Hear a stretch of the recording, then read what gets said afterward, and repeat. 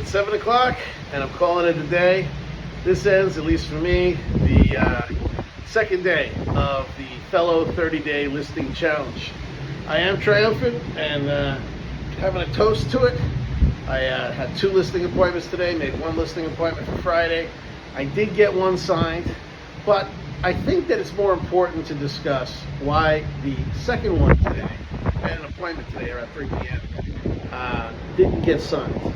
Gentleman, Miami Gardens, bought at 300, has a very advantageous mortgage, literally at like the high 2 percentile range. Got himself in a lot of debt. He was one of those foolish schmucks that bought a Maserati. Those are the worst possible cars if you want to make any kind of money on anything. Like, I've seen people buy Lamborghinis and make money or whatever. Anyways, the point is that there are people that know what to do with cars and that they don't know what to do with cars. But nonetheless, he's in a bad way, and he was thinking about selling his house and to take the cash because he's got over $200,000 in equity. And the fact is that sometimes it's not in the client's best interest, because then what do you got, right?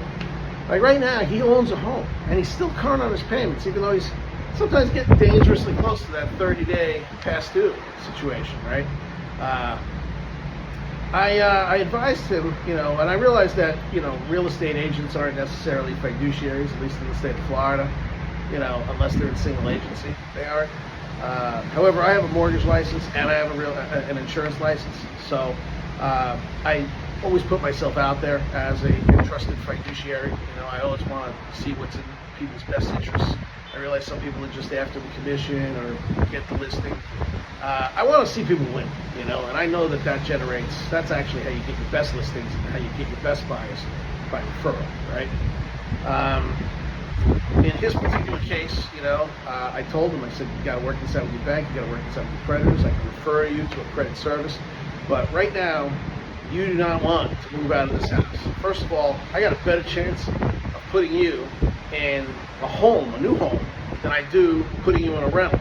And he's like, what do you mean? I'm like, you got a 560 credit score, all right? I could probably get you boosted, we can work on some things to get you to 580, which is the FHA minimum, right?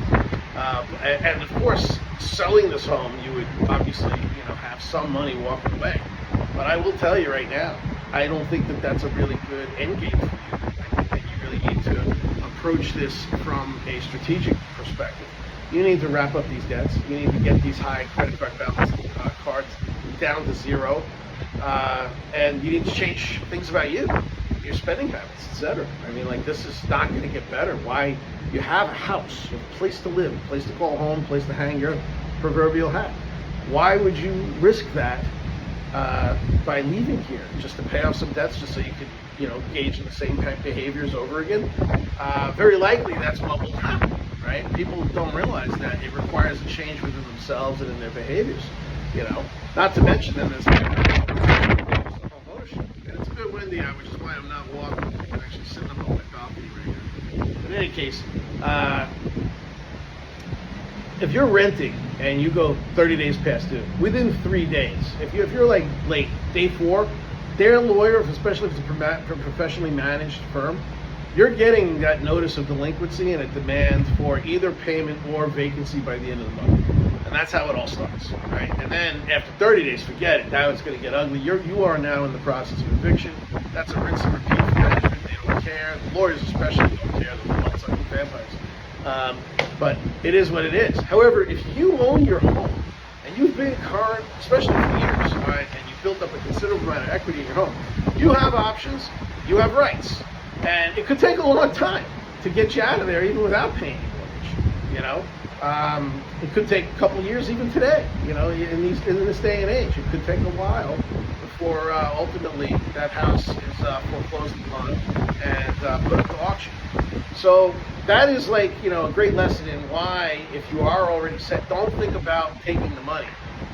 If you're in a lot of debt, or maybe even tapping your home equity, which is an option. But understand that has to come paired with you getting a hold of your spending habits and changing whatever it is in yourself that's causing you to go down this rabbit hole of high interest rate debt. And start putting that money that would otherwise go to credit cards into insurance policies, like life insurance indexed, and variable life. These are all great ways to build assets, equities, Like Warren Buffett says, just buy the S&P 500. Look what it's done over the last, 100 years, 50 years, 20 years. It's great. Maybe he's right. I personally, I invest in dividend income funds and dividend income stocks. I'm not a big high flyer guy. I don't like to play risk. I like, stuff that, I know it's going to still be there when I wake up in the morning. Whereas some stocks, they fall 40% in one day. And I don't have that kind of thing. But basically, yeah, it's all about changing yourself. And the moral of today's story, and the end of my, Fello 30-day challenge day 2, sometimes it's better to convince people not to list their home. And I know I won a client today because he had interviewed 3 other people, and apparently they all wanted him to sell his home and put it at some ridiculous price that was actually a good $50K above the market. I think that right now, because of high interest rates, his particular market is a little weak. However, he will get $550 probably within a year, maybe even 2, to go up to $600. I have a feeling that we're going to see a lot of growth in his particular area in Miami Gardens. There's just, only so many places you can build, and he has a 4-bedroom. Most of the places there, that in his area are all 3s.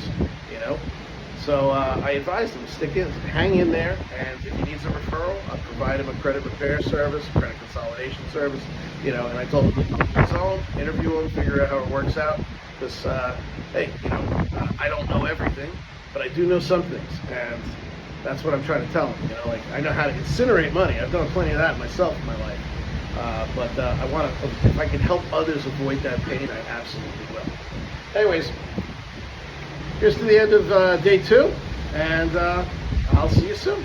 See you tomorrow. Cheers.